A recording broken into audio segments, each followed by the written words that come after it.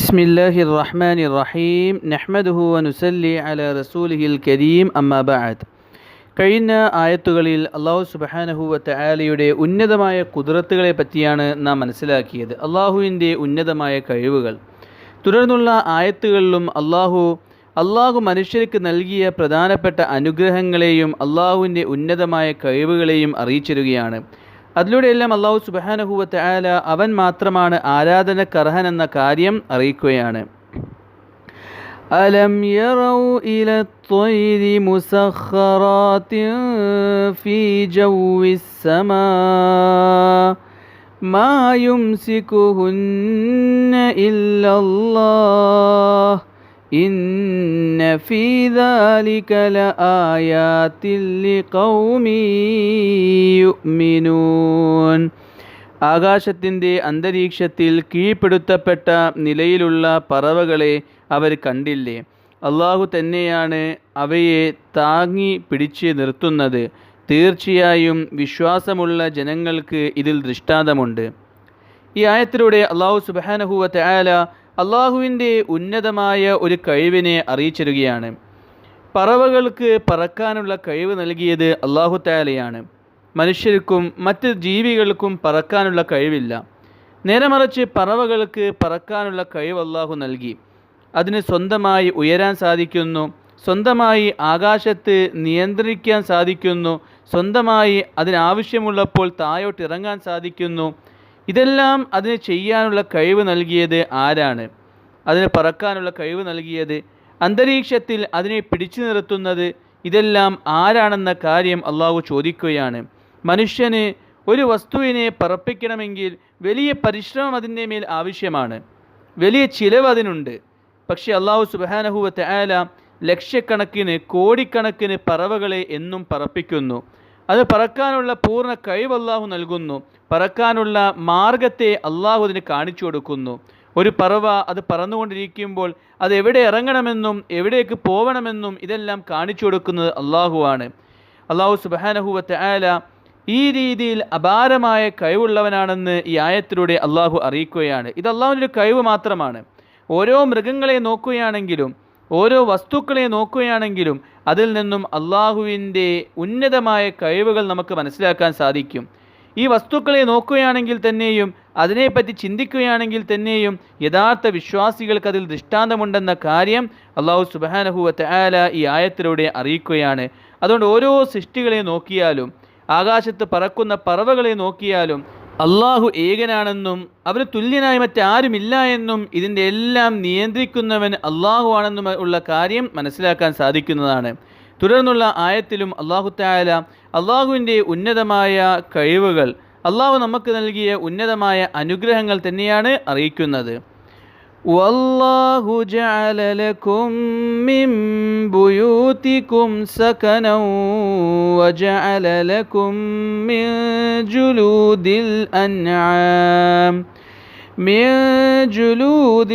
അൻആം ബുയൂതൻ തസ്തഖിഫൂനഹാ യൗമ ളഅനികും വയൗമ ഇഖാമതികും ومن أصوافها وأوبارها وأشعارها أثاثا ومتاعا إلى حين.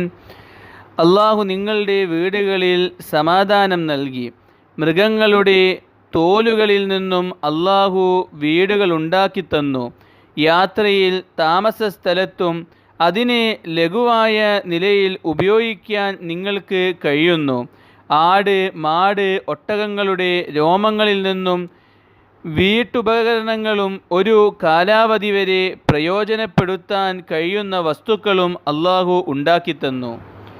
വല്ലാഹു ജഅല ലക്കും മിമ്മാ ഖലഖ ളിലാലൻ വജഅല ലക്കും മിനൽ ജിബാലി അക്നാനൻ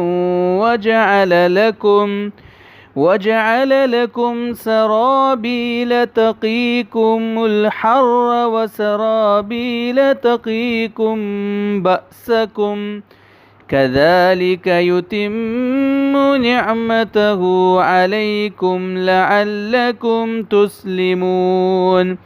അള്ളാഹു സൃഷ്ടിച്ചതിൽ നിന്നും നിങ്ങൾക്ക് തണലുകൾ ഉണ്ടാക്കുകയും പർവ്വതങ്ങളിൽ മറയാൻ ഗുഹകൾ ഉണ്ടാക്കിത്തരുകയും ചൂട് തടയുന്ന വസ്ത്രങ്ങളും യുദ്ധത്തിൽ പ്രതിരോധിക്കുന്ന പടയങ്കികളും നിർമ്മിച്ചു തരികയും ചെയ്തു.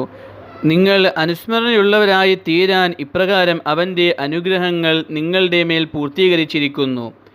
ഈ ആയത്തുകളിലൂടെ അള്ളാഹു സുബ്ഹാനഹു വ തആല ദുനിയാവിൽ മനുഷ്യന് ജീവിക്കാൻ അള്ളാഹു നൽകിയ പ്രധാനപ്പെട്ട അനുഗ്രഹങ്ങളെ ഓർമ്മിപ്പിക്കുകയാണ്. അള്ളാഹു സുബ്ഹാനഹു വ തആല മനുഷ്യനെ സൃഷ്ടിക്കുക മാത്രമല്ല, നേരെ മറിച്ച് സൃഷ്ടിച്ച് ഈ ദുനിയാവ് മനുഷ്യന് ജീവിക്കാൻ അനുയോജ്യമായ രീതിയിൽ സജ്ജീകരിക്കുകയും ചെയ്തു. മനുഷ്യൻ്റെ ജീവിതത്തിൽ ആവശ്യമുള്ള എല്ലാ വസ്തുക്കളെയും അള്ളാഹു സുബ്ഹാനഹു വ തആല ദുനിയാവിൽ മനുഷ്യന് വേണ്ടി സൃഷ്ടിച്ചു കൊടുക്കുകയുണ്ടായി. ഇവിടെ ഈ 2 ആയത്തുകളിലൂടെ അള്ളാഹു സുബ്ഹാനഹു വ തആല അറബികളുമായി ബന്ധപ്പെട്ട് അവരുടെ യാത്രയുമായി ബന്ധപ്പെട്ട പ്രധാനപ്പെട്ട ചില അനുഗ്രഹങ്ങൾ പറയുകയാണ്.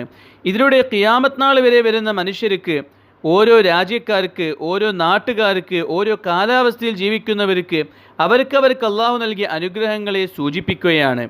അള്ളാഹു സുബ്ഹാനഹു വ തആല ആദ്യമായി പറയുകയുണ്ടായി, മനുഷ്യന് ദുനിയാവിൽ ജീവിക്കാൻ അള്ളാഹു തആല പാർപ്പിടങ്ങളെ നൽകി.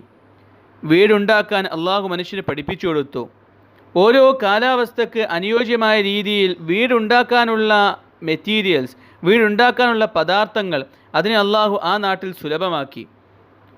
ഓരോ നാട്ടിനും അവരുടെ കാലാവസ്ഥകൾക്കനുസരിച്ചുള്ള വസ്ത്രങ്ങൾ അതിനെ അള്ളാഹു സുബ്ഹാനഹു വ തആല ആ നാടുകളിൽ സുലഭമാക്കി. ഓരോ കാലാവസ്ഥയിലും മനുഷ്യന് ജീവിക്കാൻ സംരക്ഷണം ലഭിക്കുന്ന പാർപ്പിടങ്ങൾ, വസ്ത്രങ്ങൾ, ഇതെല്ലാം ഉണ്ടാക്കാനുള്ള പദാർത്ഥങ്ങൾ ദുനിയാവിൽ അള്ളാഹു സജ്ജീകരിച്ചു. മനുഷ്യർ പല കാലാവസ്ഥകൾ ജീവിക്കണമെന്നും പല നാടുകളിൽ ജീവിക്കണമെന്നും അള്ളാഹുവിനറിയാം. അതുകൊണ്ട് തന്നെ മനുഷ്യനെ സൃഷ്ടിക്കുമ്പോൾ തന്നെ അള്ളാഹു സുബ്ഹാനഹു വ തആല എല്ലാ കാലാവസ്ഥകൾക്കും അനുയോജ്യമായ വസ്ത്രങ്ങൾ ഉണ്ടാക്കാൻ, പാർപ്പിടങ്ങൾ ഉണ്ടാക്കാൻ, എല്ലാ നാടുകൾക്കും അനുയോജ്യമായ വസ്ത്രങ്ങളും പാർപ്പിടങ്ങളും ഉണ്ടാക്കാനുള്ള പദാർത്ഥങ്ങൾ ദുനിയാവിൽ അള്ളാഹു സുബ്ഹാനഹു വ തആല സൃഷ്ടിക്കുകയുണ്ടായി. ഇത് അള്ളാഹുവിൻ്റെ ഏറ്റവും വലിയ അനുഗ്രഹമാണ്. മനുഷ്യന് വസ്ത്രം, പാർപ്പിടം ഇതെല്ലാം ഏറ്റവും ആവശ്യമുള്ള കാര്യമാണ്. അതിനുവേണ്ട പദാർത്ഥങ്ങൾ ഏറ്റവും നല്ല രീതിയിൽ അള്ളാഹു സുബ്ഹാനഹു വ തആല മനുഷ്യന് ലഭിക്കുന്ന രീതിയിൽ ദുനിയാവിൽ സജ്ജീകരിക്കുകയുണ്ടായി. അതിലൂടെ എങ്ങനെ മനുഷ്യൻ വസ്ത്രമുണ്ടാക്കണം, എങ്ങനെ മനുഷ്യൻ പാർപ്പിടമുണ്ടാക്കണം, അതിനുവേണ്ട അറിവും അള്ളാഹു സുബ്ഹാനഹു വ തആല മനുഷ്യന് നൽകുകയുണ്ടായി.